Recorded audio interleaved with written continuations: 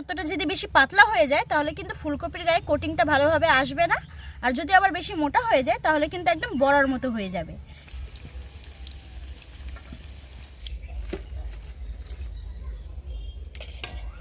দেখুন দেখতে কতটা সুন্দর লাগছে। এবার পরিবেশনের জন্য কিন্তু একদম তৈরি।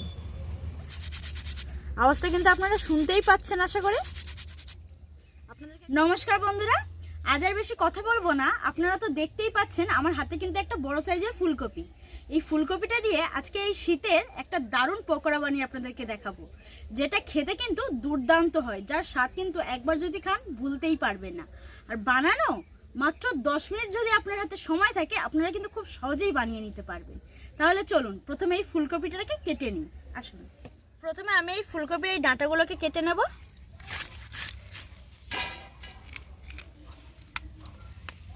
দেখুন ফুলকপিটা কিন্তু খুবই ফ্রেশ আছে, তো এইভাবে কিন্তু ফুলকপিগুলোকে আমি টেনে বের করে নেব। দেখুন কি সুন্দরভাবে উঠে আসলো। প্রথমে এইভাবে ফুলকপিগুলোকে ছাড়িয়ে নেব। এবারে এই একটা ফুলকে আমি দুভাগ করব। এই দেখুন বেশি কিন্তু বড়ও করিনি আবার বেশি ছোটও করিনি, ঠিক এরকম মিডিয়াম সাইজে কিন্তু রাখবো। তো এইভাবে কিন্তু বাকি ফুলগুলোও আমি কেটে নেব।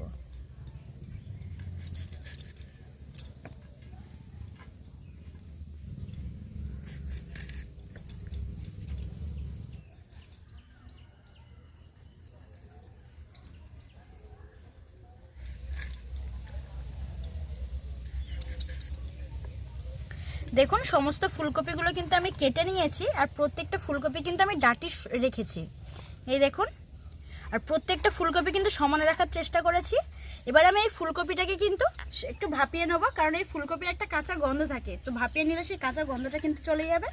তার জন্য আমি চলে যাব উনুনের কাছে। কড়াইতে দিয়ে দেবো বেশ খানিকটা জল। এখন এই জলের মধ্যে আমি দিয়ে দেবো অল্প একটু লবণ, আর দিয়ে দেবো কেটে রাখা ফুলকপি।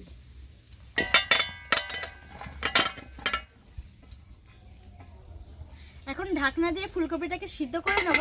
আর এই ফুলকপিটা সিদ্ধ হতে হতে ওদিকে পকোড়ার ব্যাটারটাকে আমি তৈরি করে নেব। চলুন, একটা গামলির মধ্যে দিয়ে দেবো 1 বাটি বেসন, ওই বাটির হাফ বাটি চালের গুঁড়া, এতে করে পকোড়াটা বেশ মুচমুচে হবে। এরপর মশলার মধ্যে দিয়ে দেবো অল্প একটু হলুদ গুঁড়ো, ঝালের জন্য দিয়ে দেবো লঙ্কার গুঁড়ো, দিয়ে দেবো জিরে গুঁড়ো, ধনে গুঁড়ো, অল্প একটু কালো জিরে, হাফ চামচ দিয়ে দেবো চাট মশলা, স্বাদ অনুযায়ী লবণ, 1 চামচ আদা রসুন বাটা, অল্প একটু কাসুরি মেথি হাতে একটু ক্রাশ করে দিয়ে দেবো, আর দিয়ে দেবো অল্প একটু ধনেপাতা কুচি। এবারে অল্প অল্প জল দিয়ে এই ব্যাটারটাকে তৈরি করে নেব।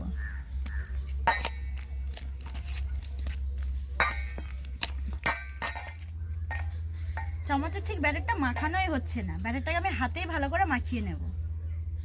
চামচটা রেখে দিলাম, এবার হাত দিয়ে ব্যাটারটাকে ভালো করে মাখিয়ে নেব।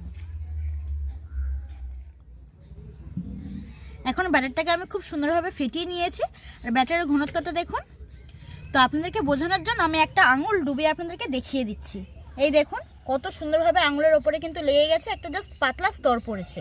তো এই পকোড়াটা ভাজার জন্য কিন্তু ব্যাটারটাকে ঠিক এরকমই ঘনত্বেই রাখতে হবে।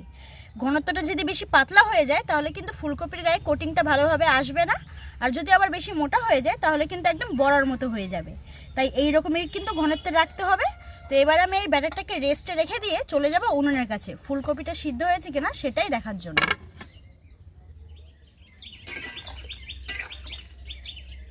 হ্যাঁ, প্রায় ফুলকপিটা 50% সিদ্ধ হয়ে গেছে। এবার আমি এই ফুলকপিটাকে তুলে নেব।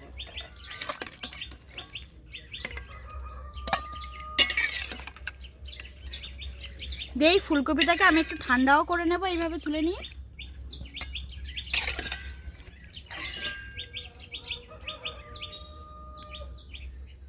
কড়াইতে সাদা তেল দিয়ে দিচ্ছি পকোড়াটাকে ভাজার জন্য। এখন তেলটা খুব ভালোভাবে গরম হয়ে গেছে। এবার আমি এই গরম তেল 2-3 চামচ নিয়ে যে ব্যাটারটা আমি রেস্টে রেখে দিয়েছিলাম সেই ব্যাটারের মধ্যে দিয়ে দেবো। এতে করে কিন্তু পকোড়াটা বেশ শাইনি দেখাবে। তো এবার আমি হাত দিয়ে কিন্তু ভালো করে একটু ফেটিয়ে নেব।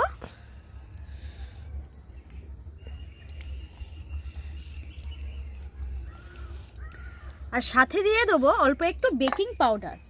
এই বেকিং পাউডারটা দেওয়ার কারণে কিন্তু পকোড়াটা একটু ক্রিস্পি হবে আর ফুলবে একটু। তো আবারও কিন্তু ভালো করে একটু ফেটিয়ে নিতে হবে। ব্যাটারটা আবারও খুব সুন্দরভাবে ফেটিয়ে নিলাম। এবার যে সিদ্ধ করা ফুলকপিটা আছে সেটা আমি একটা ফুলকপি কিন্তু এই ব্যাটারের মধ্যে নিয়ে নেব। তো এইভাবে কিন্তু ভালোভাবে ডুবিয়ে নিচ্ছি ব্যাটারের মধ্যে, দিয়ে এবার তেলের মধ্যে ছেড়ে দেব।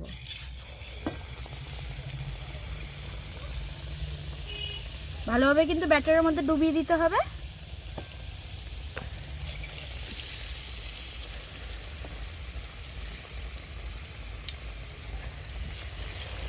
আর আঁচটা কিন্তু একদম মিডিয়াম রাখতে হবে, তেলটা বেশি গরম করা যাবে না।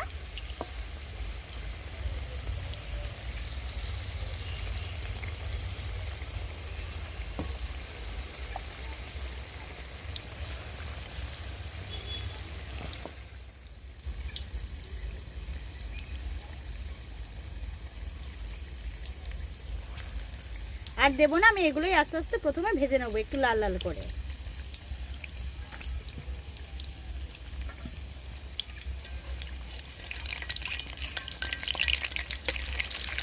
এরকম একটু উল্টে পাল্টে নেব। দেখুন আস্তে আস্তে কিন্তু কালারটাও চলে আসছে। দেখুন আস্তে আস্তে কিন্তু পকোড়াগুলো ফুলছেও খুব সুন্দরভাবে। এই দেখুন পকোড়াগুলো দেখতে কতটা সুন্দর লাগছে এখন থেকে। আমি যে ব্যাটারের মধ্যে গরম তেল দিয়েছিলাম পকোড়ার গায়ে শাইনি ভাবটা আনার জন্য, সেটা যদি আপনারা লক্ষ্য করে দেখেন তাহলে কিন্তু খুব সুন্দরভাবেই বুঝতে পারবেন। এই দেখুন প্রত্যেকটা পকোড়ার গায়ে কিন্তু জাস্ট একটা শাইনি ভাব কিন্তু বোঝাই যাচ্ছে। আর এখন তো বাজারে ফুলকপি সস্তা, আপনারাও কিন্তু বাড়িতে এইভাবে কিন্তু বানিয়ে নিতে পারেন, খেতে কিন্তু দারুণ হয়। তো আরও একটু লাল লাল করে আমি ভেজে নেব।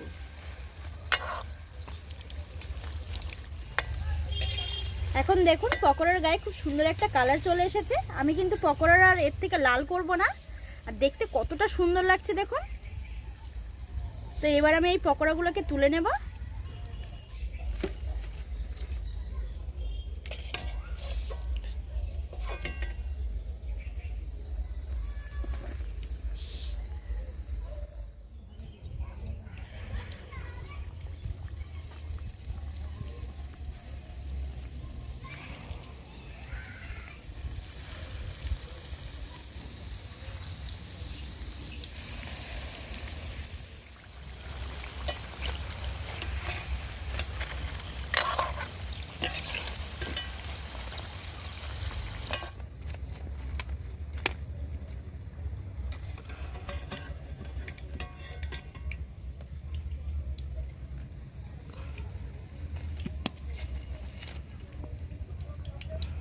সমস্ত পকোড়াগুলো তো আমার ভাজা হয়ে গেছে। এবার আমি গার্নিশের জন্য ওপর থেকে অল্প একটু ধনেপাতা কুচি দিয়ে দেবো। এতে করে দেখতে কিন্তু খুবই সুন্দর লাগবে। আর সাথে দিয়ে দেবো অল্প একটু বিট নুন। এরকম ওপর থেকে আমি ছড়িয়ে দিচ্ছি।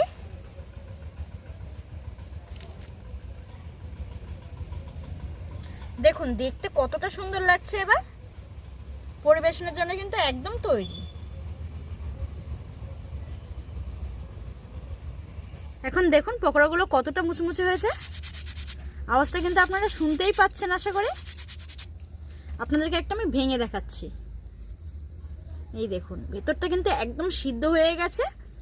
আর কত সুন্দরভাবে কুক হয়েছে ভেতরটা, দেখে বুঝতেই পাচ্ছেন। ফুলকপিগুলো কিন্তু খুব ভালোভাবে সিদ্ধ হয়ে গেছে।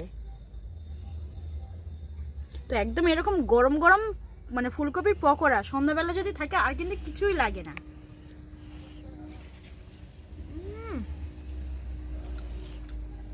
জাস্ট অসাধারণ হয়েছে, কোনো কথা হবে না। মানে একবার হলেও কিন্তু এইভাবে বানাবেন। এখন তো মানে আগেও বললাম আমি যে ফুলকপি কিন্তু এখন প্রচুর সস্তা। আবারও বলছি বাড়িতে একবার কিন্তু এইভাবে বানাবেন, দেখবেন সবাই খুবই প্রশংসা করবে। দারুণ টেস্ট হয়েছে। আর কেমন লাগলো অবশ্যই কিন্তু আমাকে সেটা জানাবেন। দেখা হচ্ছে পরে কোনো নতুন রেসিপি নিয়ে। ততক্ষণ সুস্থ থাকবেন, ভালো থাকবেন আর সাবধানে থাকবেন। আর যে সকল বন্ধুরা এখনও পর্যন্ত আমার চ্যানেলটিকে সাবস্ক্রাইব করেনি অবশ্যই চ্যানেলটিকে সাবস্ক্রাইব করে আমার পাশে থাকবেন আরও এরকম নতুন নতুন ভিডিও দেখার জন্য। আজকের মতো টাটা।